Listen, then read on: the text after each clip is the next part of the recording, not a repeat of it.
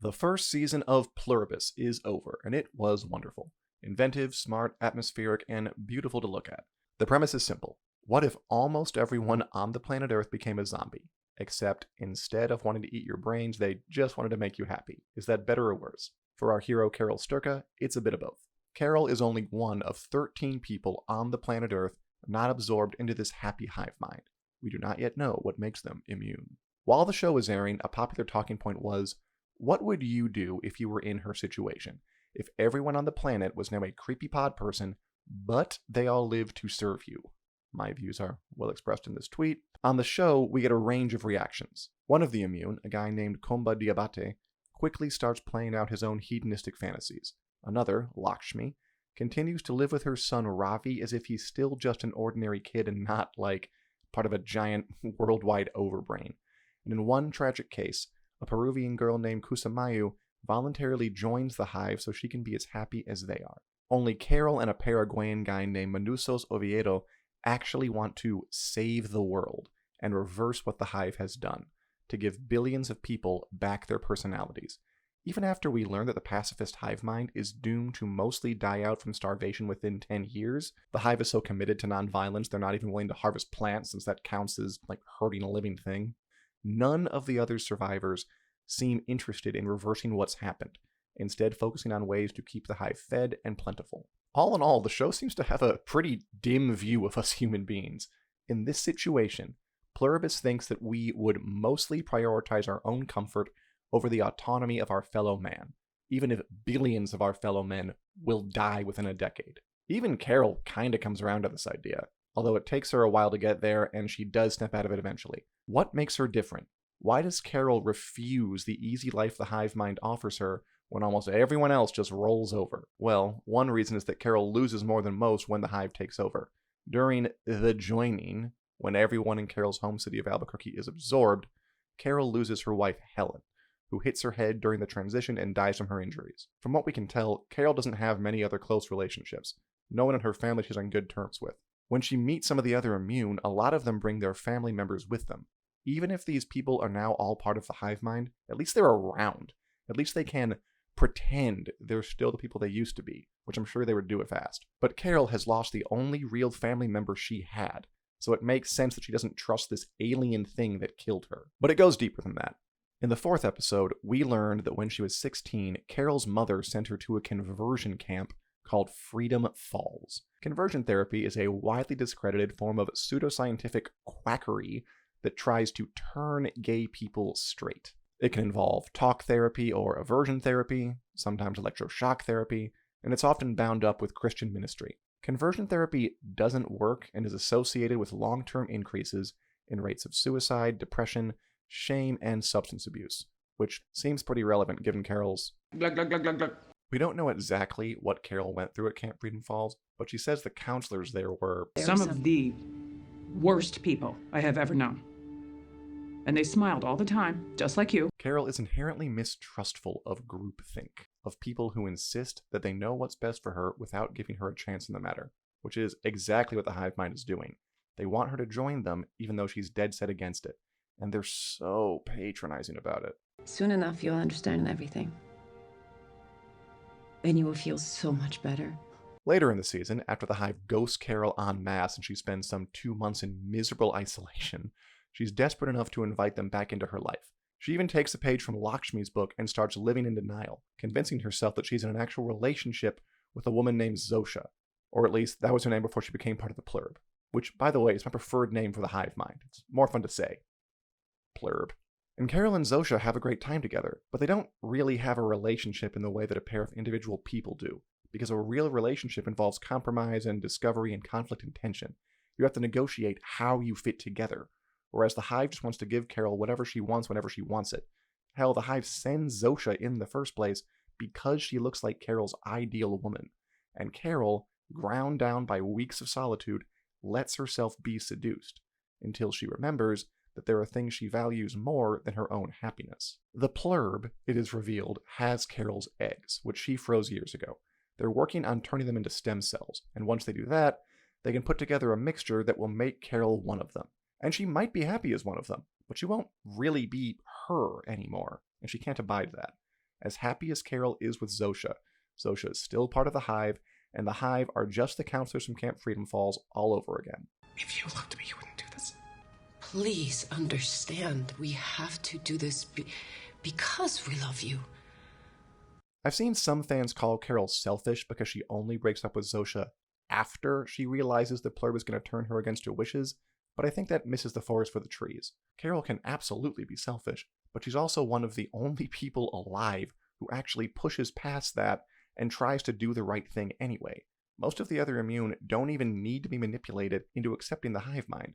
They embrace it pretty quickly and start working to preserve it. Carol has a moment of weakness, well, maybe a couple of weeks of weakness, but in the end she does fight back, and I think she deserves credit for that. And Carol is able to make that hard choice because, as a gay woman who has had people try to change her against her will, she knows in her bones that enforced conformity is wrong, whether it's done in the name of love or God or biological imperative or whatever. It's a threat to the world, not a gift, and the world needs to be saved from it. Now, I know this video is called Why Carol Had to Be Gay, and that might be exaggerating things just a little bit.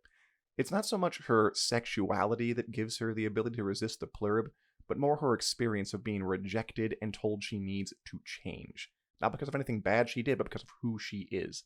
And you can experience something like that without being gay. For as much as Carol mistrusts the plurib, she has nothing on Manusos, who isolates himself from them and travels through the Darien Gap, one of the most dangerous trips in the world, by himself rather than accept their help.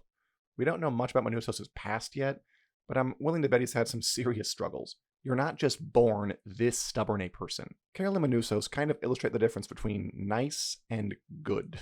Both of these characters are written to be pretty unpleasant. They're rigid and rude. They don't even really like each other when they finally meet. Teléfono. I don't speak Snap. Huh? Of the immune, they're probably the ones you'd least like to spend time with, but they're also the only ones actually trying to put things right. They're not nice, but they are good, which is just one of the many ironies the show has given us to chew on. Okay, that was a bit off topic. Back to the point. So maybe Carol didn't have to be gay to resist the plurb, but there is another way that her sexuality is hugely important. Not necessarily to the story, but to TV in general. Maybe to culture in general. To explain, we're going to look at another very popular TV show that recently experienced a huge gay backlash. It's time to get into the 5th and final season of Stranger Things, aired on Netflix in the final months of 2025. It's very hard these days for a show to become a monocultural event, the kind of thing that tons of people watch, and even if they don't, they've heard about it. But somehow Stranger Things managed. Maybe it was the likable cast, maybe it was all the 80s references, maybe it was just in the right place at the right time. Whatever the reason, it happened, and I wanted to see how the show ended, just like everybody else. The first 4 episodes from this final season dropped on Thanksgiving 2025, and generally speaking, people loved them. The 4th episode, The Sorcerer, is one of the highest rated of the whole show. The next 3 dropped on Christmas Day, and things, turned. The penultimate episode, The Bridge, isn't just the lowest rated episode of the show by far. It's also the episode that has the most votes total on IMDb, even more than the series finale. What went wrong? Why did people hate this episode so much? Okay, before we get to the reason we're here, I want to go over some of the other popular complaints about the final season, because they started to really pop up around this time, and also the show's over, so I'm not going to get another chance to complain about it. So one thing people said a lot was that the dialogue in season 5 was terrible. And I agree that it was noticeably stilted. Listen up, everybody. We'll all start at Pizza Hut, where Vecna is not going to be expecting us. Nancy will get in the ray gun mobile and fire up the Razor Glazer Wi-Fi reader, and once the Razor Glazer has fired up to max goon, Steve and Will will go kidnap 3 children. Characters spent so much time explaining the mythology, talking about hives and vessels and bridges and beanstalks and shield generators and exotic matter and blah, blah, blah. Even a lot of the character moments kind of felt like the writers checking off boxes. It wasn't really until the lengthy epilogue in the series finale that it felt like any of these characters had lives apart from the plot. But I don't think that really explains the backlash, because again, people generally love the first half of season 5, even though it was just as plot heavy and full of technobabble. Fans also complained about characters having too much plot armor, and I agree that it was pretty ridiculous how often they're put in life-threatening situations only to emerge completely unscathed. You will die! We will die! Holly will die! Everyone will die! But also, haven't we known for a long time that this show pulls its punches? Remember at the end of season 3, when Sheriff Hopper nobly sacrifices himself fighting the Russians, and everyone thinks he's dead, but the stinger at the end of the finale hints that he's alive? Which he is. Just speaking for myself, I realized then and there that this show was never going to kill off any of the main characters. So I was not surprised at all when everyone important lived through season 5. With one possible exception, but even that's ambiguous. If you watched, you know what I'm talking about. So I'm with everyone on there being too much plot armor, but I was kind of surprised that fans only seem to get upset about this here in the final stretch. People also came down pretty hard on the 2-hour series finale, dinging it for plot holes. What happened to those pregnant women in the Upside Down? Where were the Demogorgons in the final fight? Where's Vicky? And didn't these characters kill a bunch of soldiers? How are they just allowed to go on living their lives? And I don't really know what to say about all that except that it didn't really bother me. The series finale seemed to complete the show's slow transformation from spooky sci-fi mystery in the first season, which is still definitely the best, to big loud action movie. And I found it pretty easy to relax and enjoy the show for what it was without sweating those unanswered questions. Again, just speaking for myself, I feel like the show basically announced that it didn't really aspire to greatness at the end of season 3 when it spared Hopper's life. At that point, I realized, oh, this show is okay just being fun fluff. And I think that's fine. Like, I like fun fluff. Let's all watch some fun fluff. But based on the reactions to the finale, it seems like a lot of people thought Stranger Things was a work of staggering greatness destined to have a great ending. But I wasn't one of them, so I wasn't let down when it didn't. And I feel like there must be some people who agree with me. Like right now, the finale has a rating of 7.7 on IMDb, with well over 100,000 votes counted.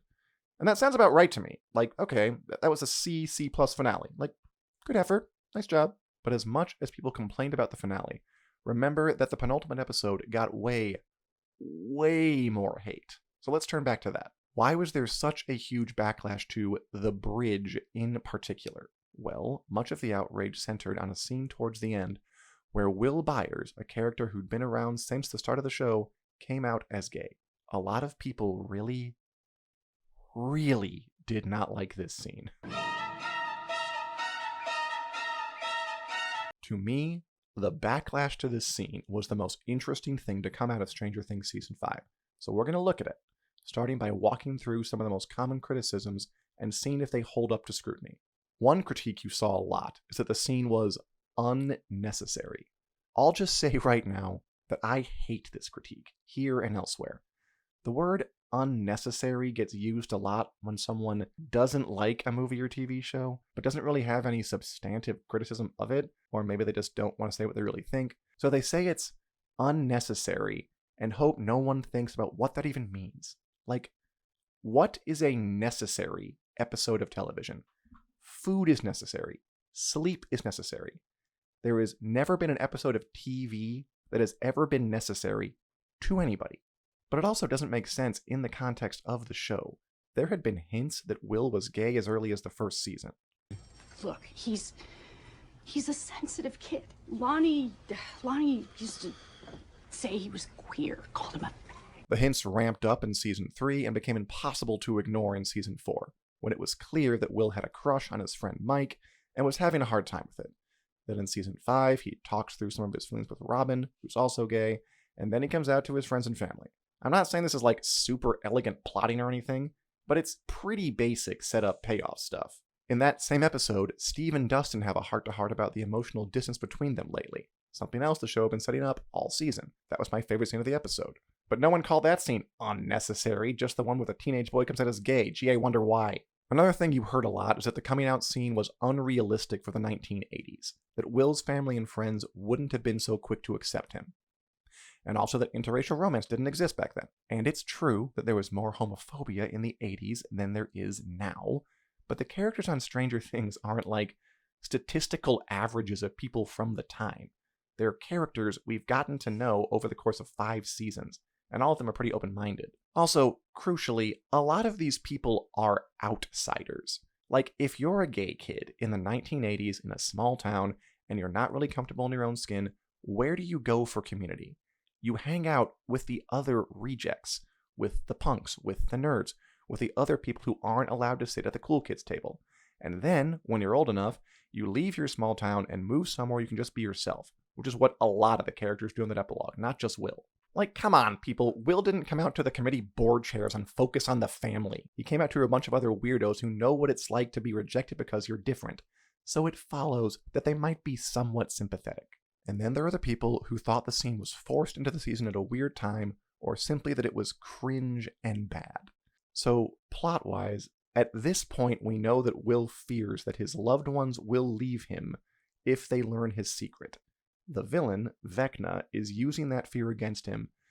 So the logic is that Will has to come out to everyone and see that those fears are unfounded in order to neutralize Vecna's hold on him ahead of the big final battle.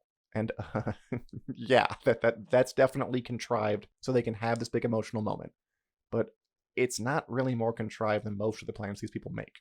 And the slinky is the bridge. As for the cringiness, that is so subjective it almost feels pointless to address, but I will say that as a gay man of a certain age myself, I remember coming out to my family and friends when I was a bit older than Will, and our stories do have a couple things in common.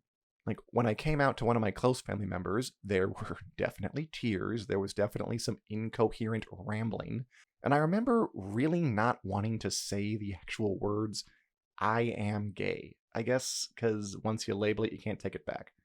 So I fumbled around for other words that came at it sideways, and I felt like that was what Will was doing when he said, I don't like girls. That's a line people singled out as being especially terrible, and yeah, it's an awkward way to put it, but that's kind of why it rings sort of true for me. You know, you're scared of putting it plainly, so you fumble around for other words, but you're nervous and emotional, so you just kind of land on something klutzy. Now, obviously my story wasn't exactly like Will's. I did not come out to everyone I had ever met all at once, which I think is probably the silliest aspect of this scene. But I don't know, maybe I would have done that if I had to get everything out in the open so I could clear my head before fighting an interdimensional monster. Sure, why not? So look, I do think there were things about this scene that were contrived and clumsy, but there were also things that worked, and it certainly wasn't god-awful enough to inspire the kind of intense backlash that it did. The whole thing reminds me of a similar incident involving the Game of Thrones prequel show House of the Dragon. So the lowest rated episode of that show is an episode called Small Folk, which, like The Bridge, also has an abnormally high number of votes, in this case over 50k. And speaking to someone who watches House of the Dragon way too closely, it's kind of a problem. I can tell you, Small Folk is absolutely not the worst episode of the show. In fact, it's one of the better episodes of the second season. The bit where this dude gets burned is hilarious, the riot scene is really good, the bit where the dragon chases down this guy is fun, but you know what Small Folk has that no other episode does? A scene where lead character Rhaenyra Targaryen kisses a lady. Interesting. Okay, I feel like I've done enough analysis now that we can just state the obvious. There are, of course, legitimate reasons to dislike the final season of Stranger Things in general, and Will's coming out scene in particular. But I think a lot of the backlash to that scene comes down to homophobia, plain and simple. And by homophobia, I don't necessarily mean rabid, committed bigotry. I think that a lot of homophobia, a lot of prejudice in general, is subtler and more ordinary than that. I suspect that a lot of straight people just don't spend much time thinking about gay people, because why would they? But we all grow up getting exposed to the same stereotypes and narratives, which are the building blocks of prejudice. Gay guys are natural predators who prey on children. That one goes back a long time. Then during lunch, Ralph showed him some pornographic pictures. What Jimmy didn't know was that Ralph was sick.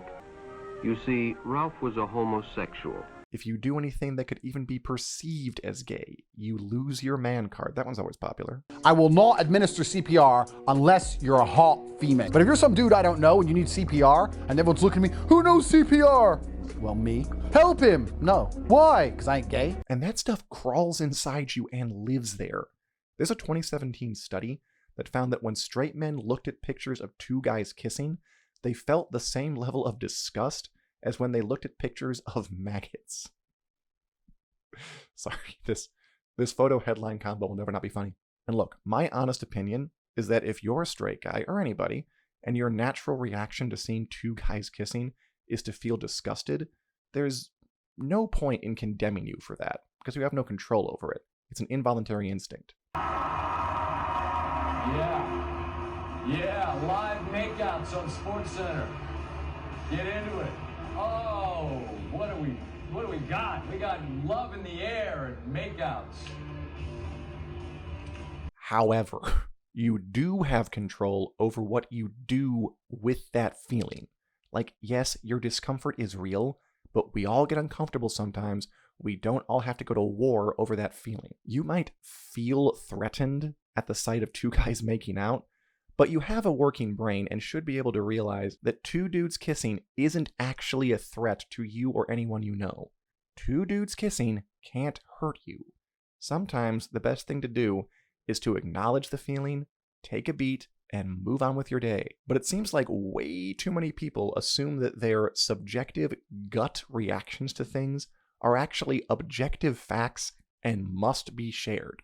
But they don't want to just say, for instance, that the sight of something gay on TV grossed them out because that sounds stupid and backward, so they try and mask their lizard brain disgust response as coherent thought, consciously or unconsciously. So they might see Will Byers come out on Stranger Things, feel icky, and then rationalize that feeling into critique. So, ew, so gross becomes, this scene is unnecessary. This scene is unrealistic. And that kind of nonsense, I feel like you can be shamed and mocked for. And there were plenty of straight-up homophobic responses to Will's coming out scene. You know, a lot of people saying that Netflix was pushing the gay agenda or promoting woke propaganda. Now, there are plenty of heterosexual moments in Stranger Things, but no one calls those propaganda because straight people are the norm, and straight characters are just allowed to be characters. Of course, gay people are normal too, if less common, but homophobes don't believe that. They can't wrap their heads around the idea that Stranger Things might have a gay character because it takes place on the planet Earth, and there are gay people here, and sometimes they come out to their friends and family. Now, to a homophobe, the only reason to have a gay character on TV is to push some kind of sinister agenda. That's the tack that right-wing propagandist Jack Posobiec took when he went on Newsmax and clutched his pearls over all the kids in the audience who would be harmed by just seeing a gay character on TV at all. And now, as kids are watching this thinking, oh, it's just a cool, fun sci-fi monster show, then boom, they're getting hit with, and by the way, this isn't the only gay character. There's like multiple gay characters in this show, which again, the main characters are children. I think they know exactly what they're doing. I think this is the Netflix agenda. One never knows when the homosexual is about. He may appear normal, and it may be too late when you discover he is mentally ill. By the way, we're now seeing that this backlash broke Twitter containment. There were influential people with actual platforms running with this. Remember all the people who complained that the coming out scene was unnecessary? Well, one of them was multi-billionaire businessman Elon Musk, who, for all I know, tweeted it while having dinner with the President of the United States, one Donald Jennifer Trump.